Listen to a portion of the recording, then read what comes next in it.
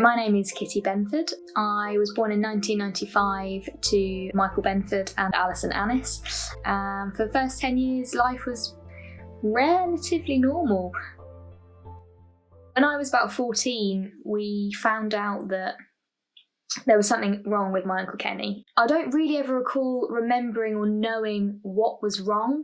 I just remember knowing that he was sick and that there was no cure for whatever he had. So he got really, really poorly very quickly.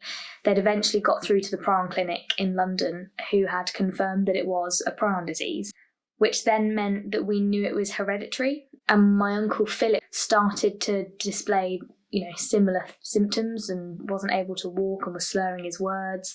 And within maybe a year or so, Philip had been diagnosed with it as well. And then when I was 15, we found out that Mum had it. So what my mum had was an illness called Gertzmann-Straussler-Schenker syndrome. And essentially what it is, it's a motor neuron disease, which is where faulty prions in the brain replicate and create holes in the brain tissue. So when my mum died, if you were to take her brain out of her head and look at her brain, it would have been like a coral sponge. We've had lots of holes all the way through it. So what GSS actually does is, obviously, as it creates holes in the brain, your brain loses that connectivity to create the pathways and tell your body how to do stuff.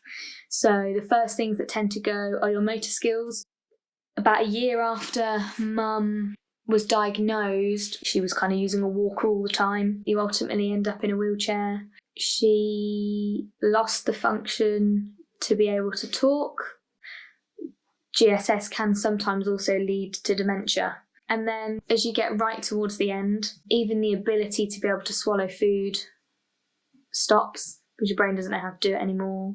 In a nutshell, GSS has taken my nan from our family. It's taken my Uncle Philip, my Uncle Kenny, my mum, my Auntie Ruth, who now has it.